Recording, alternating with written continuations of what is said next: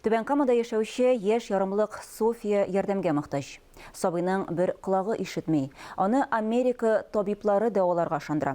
Моның өчен 6 миллион ярым сум акча кирәк. Гаиләнең мондый мөмкинлеге юк.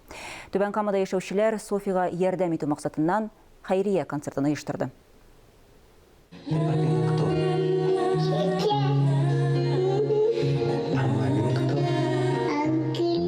Ата-ана мәхәббәте буыннар бәйләнеше әлеге чыгыш гаилә кыйммәтләренә багышлана. Хәйрия концерты да үз алдына изге бурыч куя. Җир шарында бөтен балаларның исән булуын теләйм һәм дә Софига тиздән исәнлек, саулык телисем килә.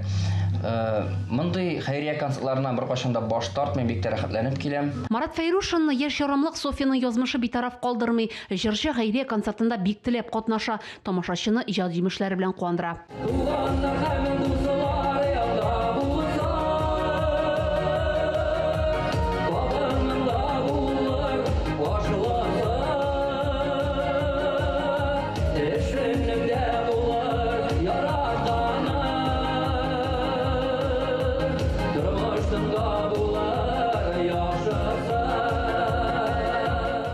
Артистлар гына түгел, тамашачы да София Швецовага ярдәм итәргә тели. Концерттан җыелган акчалар кызчыкны дәвалауга тотылачак. Кечкенә Түбән Камалның бер колагы ишетми, катлаулы операция таләп ителә.